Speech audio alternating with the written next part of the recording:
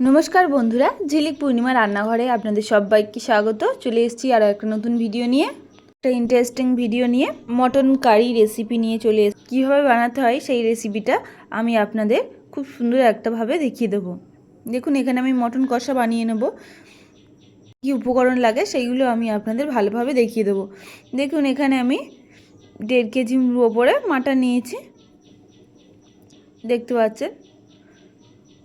1.5 KG माटने आमी एखाने 100 ग्राम मतन टक दई दिए दिচ্ছি। दिए टक दईटा दिए भालो करे मैरिनेट करे रेखे देब। आध घंटा मतन रेखे देब। आपनादेर हाते जदि समय कम थाके आपनारा 5 থেকে 10 मिनिटও मैरिनेट करे रेखे दिते पारेन।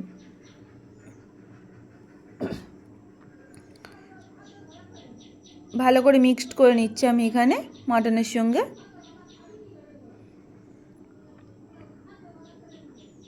ভালো করে মিক্সড করে দেখুন এইভাবে ভালো করে মিক্সড হয়ে গেছে। এবার আমি চাপা দিয়ে আধ ঘন্টার মতন রেখে দেব। এবার এইদিকে আমি কড়াইতে তেল বসিয়ে দিয়েছি। আধ ঘন্টা হয়ে গেছে, তারপরে আমি কড়াইতে তেল বসিয়ে দিয়েছি। এবার এখানে আমি ফোড়নে তেজপাতা আর শুকনো লঙ্কা দিয়ে দেব। তেজপাতা শুকনো লঙ্কাটা দিয়ে দিয়েছি। দিয়ে এখানে এবার আমি গোলমরিচ দিয়ে দিচ্ছি 5 থেকে 6টা। আর এখানে সাদা জিরে দিয়ে দিচ্ছি আমি এখানে তেলের উপরে দিয়ে ভালো করে ভেজে নেব। ভালো করে ভেজে নিয়ে এবার পেঁয়াজ কুচি দিয়ে দেব। পেঁয়াজ কুচিটা দিয়ে ভালো করে ভেজে নেব পেঁয়াজগুলোকে। পেঁয়াজগুলো ভালো করে ভেজে নিচ্ছি।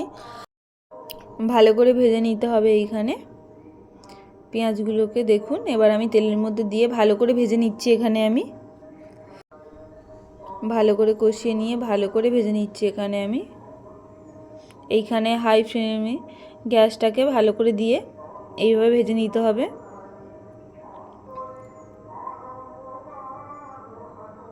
দেখুন এখানে আমার পেঁয়াজটা অনেকটা ভাজা হয়ে গেছে। এবার সামান্য আমি লবণ ছড়িয়ে দিলাম পেঁয়াজটা তাড়াতাড়ি নরম হয়ে যাওয়ার জন্য।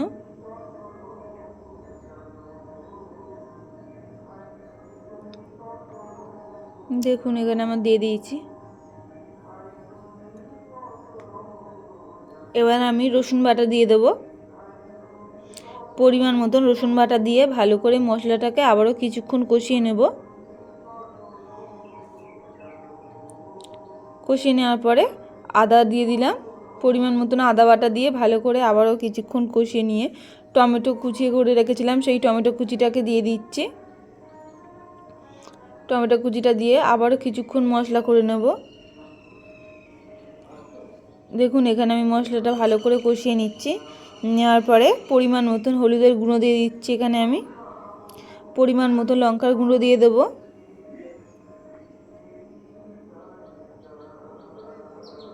পরিমাণ মতো লঙ্কার গুঁড়ো দিয়ে আবারও কিছুক্ষণ কষিয়ে নেব।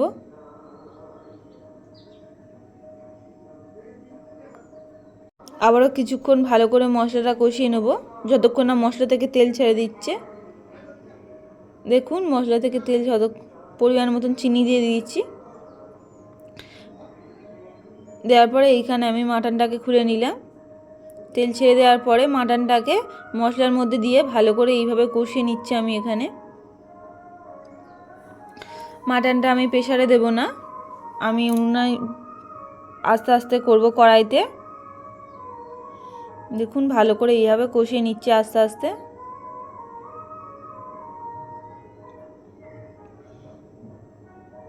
ভালো করে কষিয়ে নিচ্ছি এখানে আমি। এখানে আমি ধনের গুঁড়ো দিয়ে দিলাম। ধনের গুঁড়োটা দিয়ে ভালো করে মশলাটাকে কষিয়ে নিচ্ছি।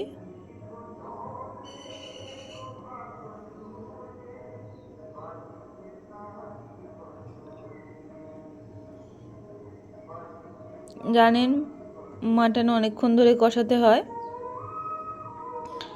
এখানে 5 মিনিট অন্তর অন্তর ভালো করে কষিয়ে নিয়ে দিলে দেখুন এখানে তেল ছেড়ে দিয়েছে। এবার আমি পরিমাণ মতো জল দিয়ে দেব। পরিমাণ মতো জল দিয়ে দিচ্ছি এখানে আমি। মটন কারিতে একটু সামান্য জল দিয়ে এবার মাংসটা সিদ্ধ হওয়ার মতন সেই অনুযায়ী জলটা দিয়ে আমি এখানে ঢাকা দিয়ে দেব। 1 ঘন্টা মতন ঢাকা দিয়ে আমি এখানে রেখে দেবো। এইভাবে রান্না করব। দেখুন এখানে আমি 1 ঘন্টা পরে ঢাকা খুলে নিয়েছি। দেখতে পাচ্ছেন কালারটা কত সুন্দর এসছে। এই রেসিপিটা দেখুন কত সুন্দর একটা কালার এসছে। এবার আমি লাভিয়ে নেবো। এখানে আমার রেডি হয়ে গেছে মাটন কারি। এই রেসিপিটা আপনারা বাড়িতে ট্রাই করবেন। আশা করছি আপনাদের সবার খুব ভালো লাগবে। যদি আমার এই ভিডিওটা ভালো লাগে চ্যানেলটিকে লাইক, কমেন্ট, শেয়ার, সাবস্ক্রাইব করে দেবেন। ততক্ষণ আপনারা সুস্থ থাকবেন, ভালো থাকবেন, সবাইকে ভালো রাখবেন।